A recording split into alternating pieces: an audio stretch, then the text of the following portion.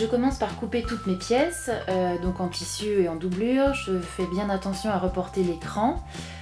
Donc pour reporter l'écran, en fait, il suffit de mettre un petit coup de ciseau ou de coupe-fil dans la marge de couture de quelques millimètres. Donc c'est un cran qui permettra de servir de repère de montage. Et deuxième chose, sur toutes les pièces qui sont coupées au pli, là ça va être important de noter le milieu, donc l'endroit où se situe le pli, également par un cran. Donc c'est ce que j'ai fait ici sur toutes les pièces, en haut et en bas de ce milieu, je crante légèrement sur quelques millimètres pour marquer le point de repère. Je vais venir positionner le passepoil sur la jupe devant tissu, endroit contre endroit. Alors l'endroit du passepoil, c'est le côté où la couture est la plus jolie. Donc là c'est ici. Endroit contre endroit, donc c'est comme ça, à 2 mm du bord. Donc là je positionne quelques épingles. Donc les 2 mm du bord me permettront, une fois que j'assemblerai le dessous de poche ici, en piquant à 1 cm, donc qui m'aménage de couture, d'arriver pile poil dans la couture du passepoil. Donc là je laisse aller le passepoil sur la courbe, je peux mettre plus ou moins d'épingles, en fonction si je suis très à l'aise ou pas. Hop, jusqu'au bout. Là je recoupe mon surplus de passepoil, j'utilise d'autres morceaux pour faire l'autre côté et maintenant je vais piquer, disons dans le milieu du passepoil simplement pour le maintenir en place. Maintenant je vais prendre mon dessus de poche et je vais venir l'épingler endroit contre endroit sur l'ouverture de la poche et là où j'ai piqué mon passepoil.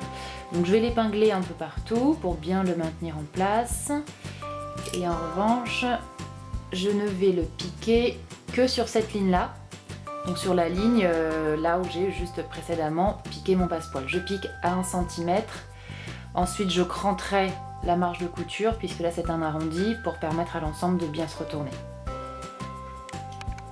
Alors voilà, j'ai piqué à 1 cm, maintenant je vais la retourner, je vais regarder si la couture du passepoil est bien masquée. Donc là je vois pas très bien, ça veut dire que j'ai pas dû piquer pile à 1 cm mais plutôt à 0,9. Donc ça risquerait de se voir un peu de l'autre côté, ce serait pas très joli. Donc ce que je vais faire tout simplement, je vais repiquer à nouveau en me rapprochant un tout petit peu plus du passepoil. Donc là je vais piquer 1 mm de plus, comme ça ça masquera bien la couture du passepoil. Voilà, donc ce que j'ai déjà fait de l'autre côté. Donc ici c'est bon, c'est pile poil sur la couture. Donc maintenant pour permettre à cette courbe de ne pas tirer, je vais cranter. Donc je fais ça à l'aide d'un fil ou de ciseaux, je crante, c'est-à-dire que je coupe dans la marge de couture quelques millimètres, évidemment je ne vais pas jusqu'à la couture. Espacé d'environ tous les 2 cm.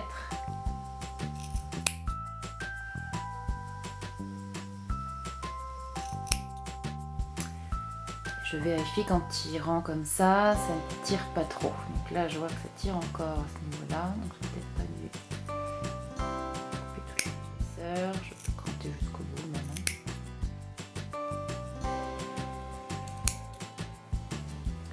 Voilà, donc là ça se positionne mieux.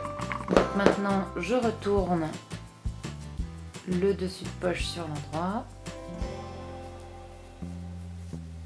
Là, je viens ensuite écraser au fer pour finir proprement et joliment cette ouverture de poche.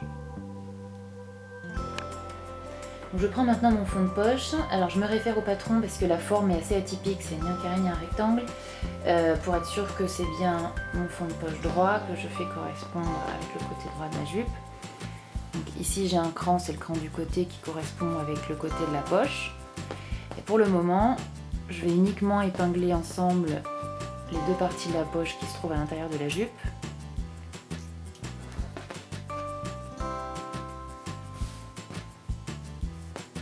Je fais correspondre l'angle droit, j'épingle les deux pièces ensemble.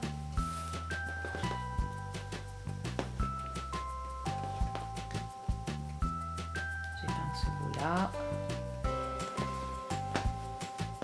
Et j'épingle le haut. Voilà, donc ça tire un petit peu à ce niveau-là, mais c'est normal.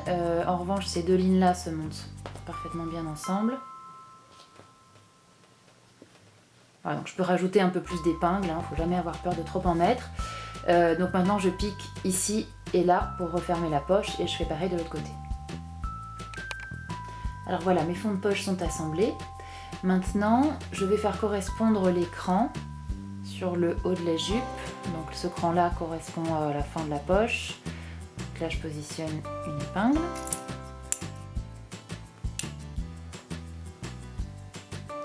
Et de la même façon sur le côté, le cran correspond au bas de la poche. Donc là, je remets bien les 3 épaisseurs dans le même alignement.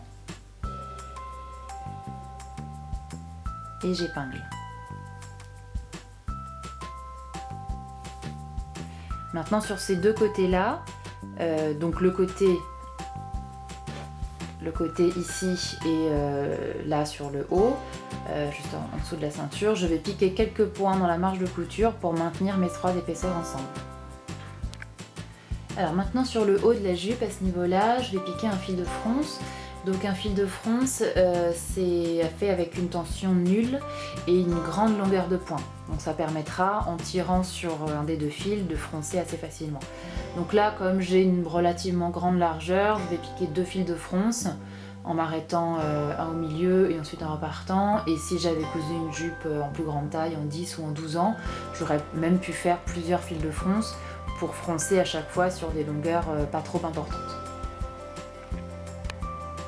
J'ai piqué mes fils de fronce dans la marge de couture, donc à 8 mm du bord, sur mes devants tissus et doublure. Donc là je vais commencer à froncer. Donc je tire l'un des 2 fils, je répartis un peu les fronces.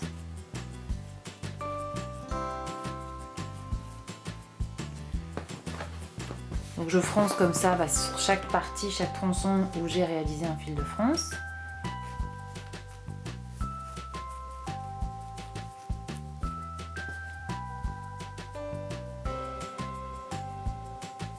Donc je fais ça sur le tissu et la doublure. Maintenant je vais prendre mes ceintures devant. Alors moi je les ai thermocollées, donc c'est pas une obligation, mais ça permettra d'avoir une ceinture un peu plus rigide, donc ça peut être joli. Je prends ma ceinture doublure, je repère mon cran du milieu. Alors attention, puisque là je l'ai thermocollé, donc il est un peu refermé, mais il est là. C'était une pièce coupée au pli que j'avais crantée. Je fais correspondre le cran du milieu de la ceinture avec le cran du milieu de la doublure, de la jupe, devant. Qui est ici. Je positionne endroit contre endroit.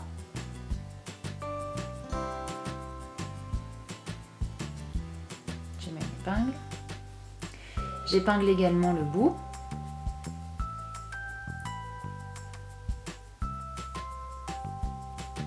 Donc ça va me donner la longueur en fait à laquelle il faut que j'arrive sur la jupe froncée. Donc là je vois que j'ai encore beaucoup trop de valeur. Donc je vais tirer encore plus, ça veut dire qu'il me manque des fronces. Je vais tirer encore plus sur les 2 fils. Je répartis autant que possible les fronces. Alors parfois ça bloque un peu. Mais on va y arriver, sinon je vais prendre ce côté-là. Voilà, et pareil de l'autre côté.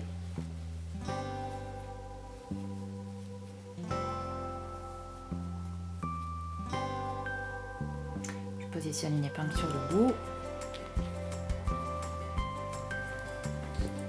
Donc là, je suis quasiment bien. Je répartis un peu mieux mes fronces. Et là, je vais mettre des épingles assez rapprochées quand même, sur toute la longueur, pour être sûr d'avoir une jolie répartition de fronces. Et ensuite, je vais piquer à 1 cm. Donc là sur la jupe devant tissu, pour la ceinture, donc c'est la même chose que sur la partie doublure. Je commence par épingler mon milieu. Mais attention, j'ai un 2e cran qui correspond à la poche, donc au passepoil. Je fais correspondre ce cran-là qui permettra à la poche d'être bien répartie, bien positionnée sur le devant. Et enfin, j'épingle le côté.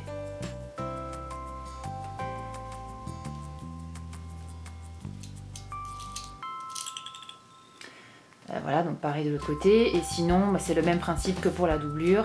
Là, je fronce encore plus pour arriver à la même longueur et je pique tout le long à 1 cm.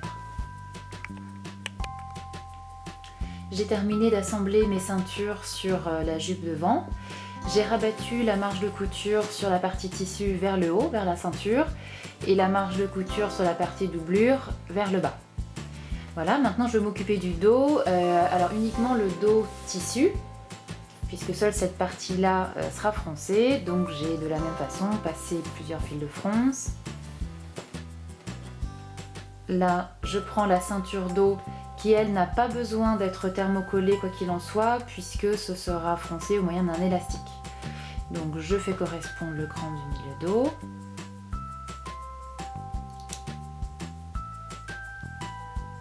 L'écran des côtés, donc là il y a moins besoin de froncer.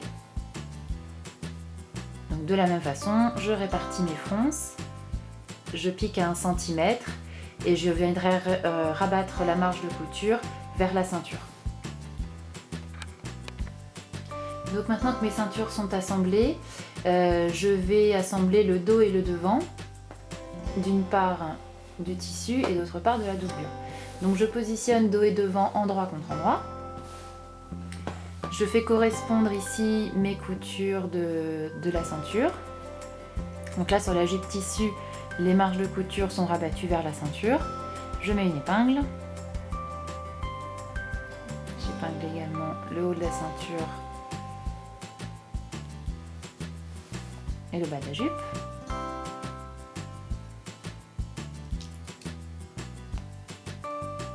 Voilà, idem de l'autre côté et ensuite je pique à 1 cm. Donc pareil pour la jupe doublure, je positionne endroit contre endroit.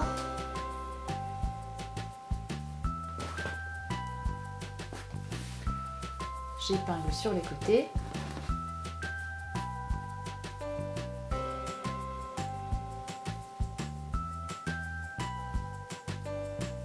Et je pique tout le long avec cette fois-ci la marge de couture qui est orientée vers le bas de la jupe.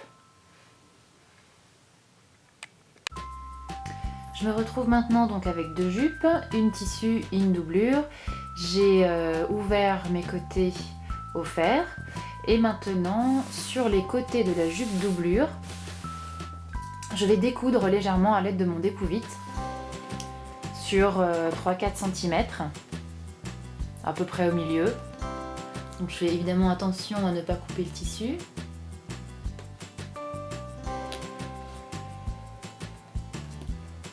En fait, je me sers de la petite lame qui est dans la courbure du découvite. Donc très précautionneusement, je coupe quelques fils de part et d'autre.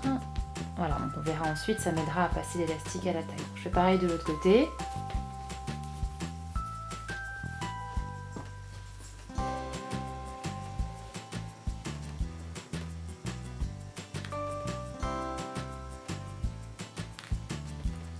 Si besoin, au moment de passer l'élastique, si l'ouverture n'est pas assez grande, je pourrais de toute façon l'ouvrir encore un peu plus. Ensuite, j'ai piqué des fils de fronce sur le dos doublure. J'ai commencé à froncer, donc en répartissant grossièrement sur tout le tour. Et maintenant, je vais prendre ma jupe tissu, remise sur l'endroit. Je fais correspondre les devants et j'insère la jupe tissu dans la jupe doublure. Donc là, au niveau de la ceinture, je fais correspondre les lignes de côté. Donc ces coutures de côté, je les épingle bien ensemble pour qu'elles correspondent.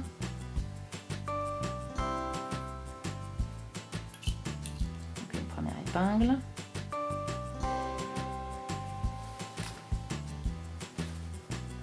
Pareil de l'autre côté.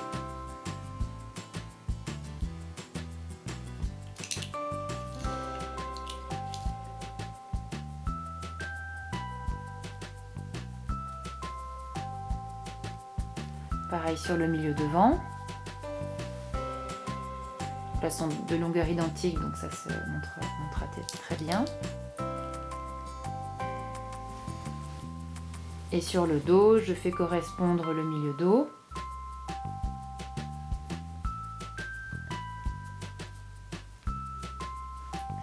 je sais pas où il est là.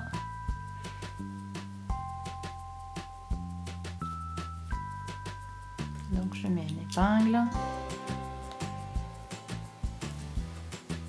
Et je répartis ou je retire mes fronces pour avoir la même longueur que sur la ceinture.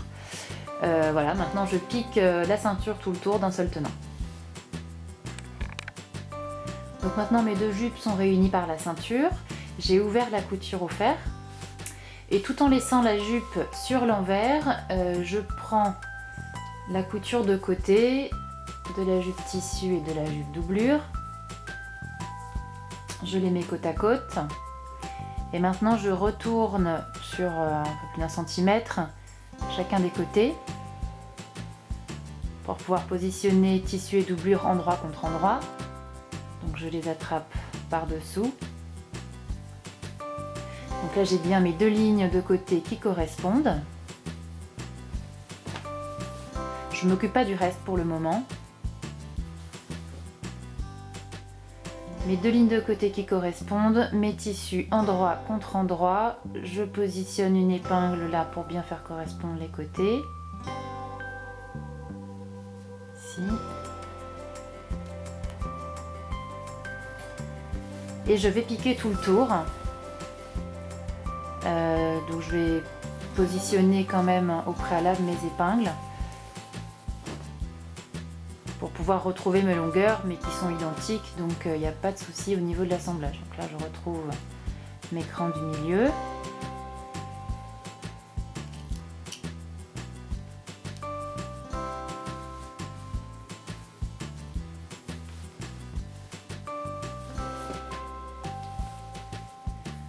Là ma couture de l'autre côté.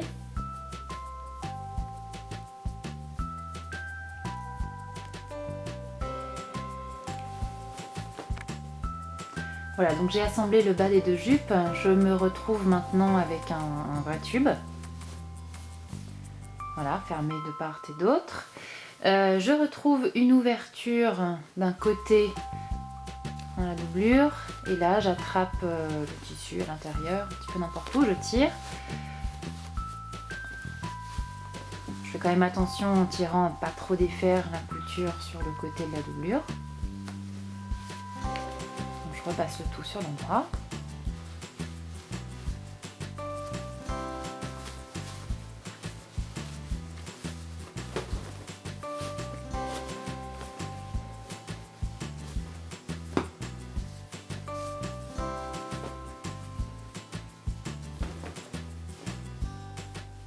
Donc je vais repasser bien à plat les deux épaisseurs.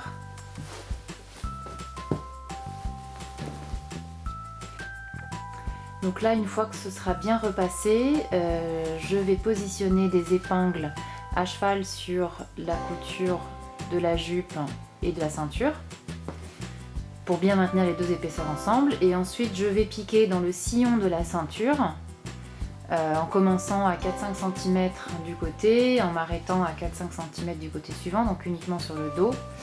Et là attention, je pense bien à changer le fil de ma canette ou enfin en tout cas être sûr que la couleur corresponde avec ma doublure. Voilà, donc j'ai créé ma glissière au dos en piquant dans le sillon de la ceinture. Donc avec le fil ton sur ton, voilà, c'est joli. Je me suis arrêtée à quelques centimètres de chaque côté. Maintenant je prends mon élastique, je lui mets une épingle à nourrice et je vais le rentrer par l'ouverture laissée, donc d'un côté ou de l'autre, peu importe, d'un côté de la doublure. Donc voilà, je commence à le faire rentrer dans ma glissière.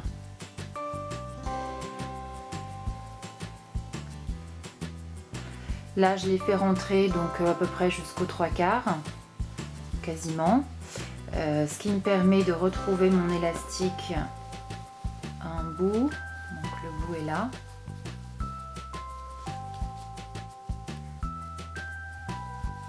Et là maintenant, je vais venir piquer dans le sillon de la couture de côté uniquement sur le tissu pour maintenir l'élastique en place. Donc je laisse dépasser à peu près 1 cm.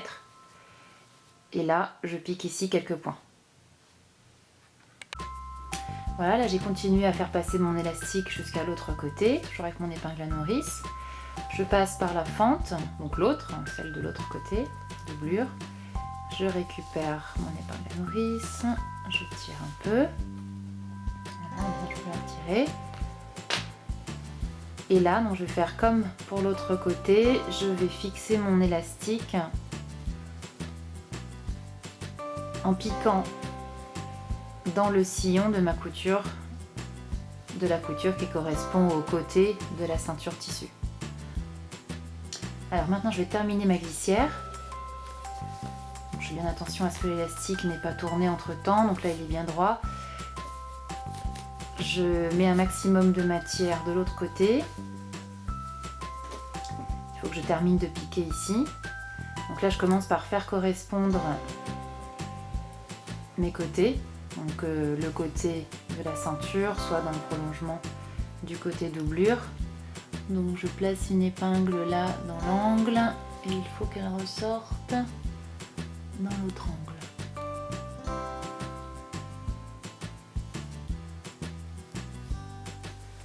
Voilà, donc là elles sont bien alignées.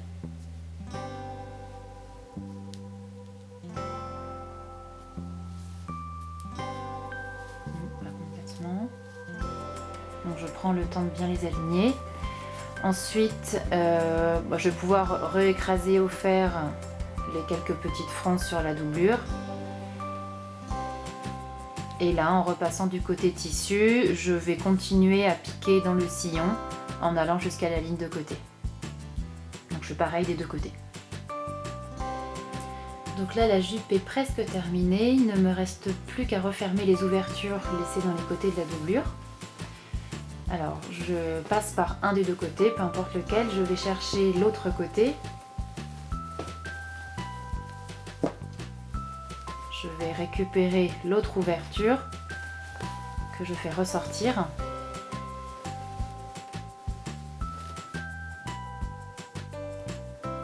Et là, je vais piquer, tout simplement, pour fermer l'ouverture.